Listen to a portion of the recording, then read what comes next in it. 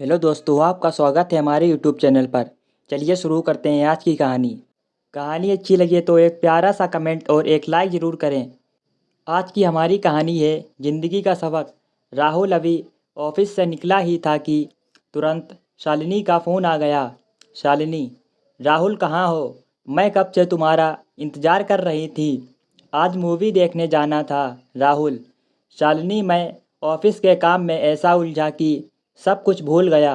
तुम कहाँ हो? मैं अभी तुम्हें पिक करता हूँ। यह कहते राहुल गाड़ी में बैठ गया। लैपटॉप का बैग पीछे की सीट पर रखकर जल्दी से गाड़ी स्टार्ट करने लगा। शालिनी, रहने दो, अब मूड नहीं है। मैं 2 घंटे से तैयार होकर तुम्हारा इंतज़ार कर रही थी। कभी तो मेरा ध्यान रखा करो। राहुल, यार शालिनी, बोला ना भूल गया। अब इतनी सी बात के लिए मूड ख़राब मत करो। चलो डिनर बाहर करने चलते हैं। शालिनी, नहीं, अब मैं कहीं नहीं जाऊंगी और खाना भी नहीं बनाऊंगी। तुम्हें कुछ ऑर्डर करना हो तो कर देना। राहुल को भी गुस्सा आ रहा था, लेकिन फिर उसने बात को संभालते हुए कहा, राहुल, अच्छा बताओ, क्या ऑर्डर करना है? शालिनी, हर काम मेरे से पूछ कर करते हो। जो खाना हो मंगा लेना।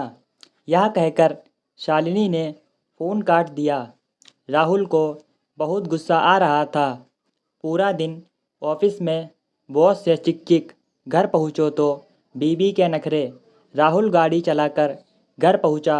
उसने शालिनी को मनाने की बहुत कोशिश की, लेकिन शालिनी ने उसकी एक ना मानी। हार कर राहुल भी बिना डिनर किए सोने चला गया। 2 साल हुए थे दोनों की शादी को। राहुल और शालिनी की अरेंज मैरिज हुई थी।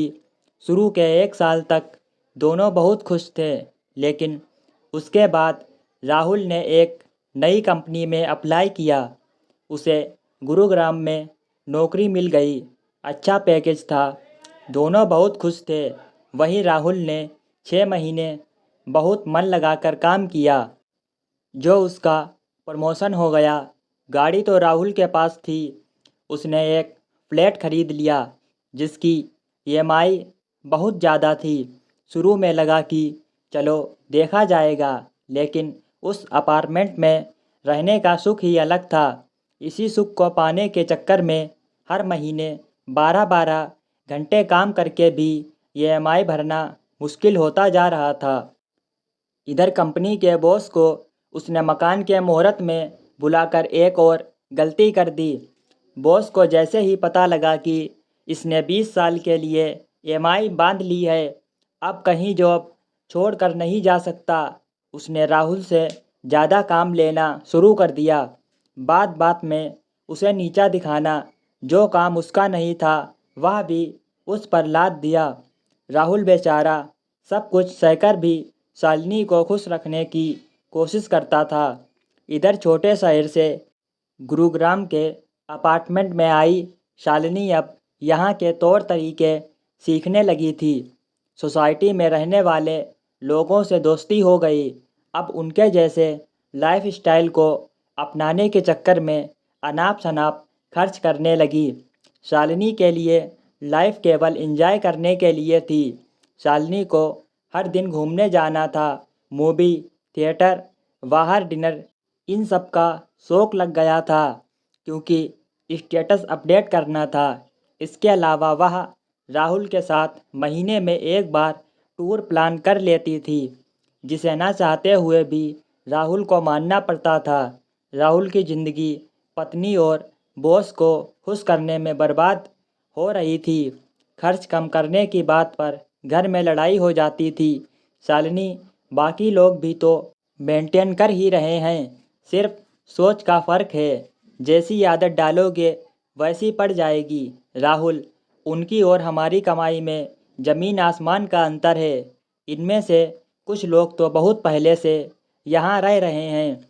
हमें अभी 20 साल ईएमआई भरनी है। शालिनी, तुम कहीं और जॉब के लिए अप्लाई भी तो नहीं करते?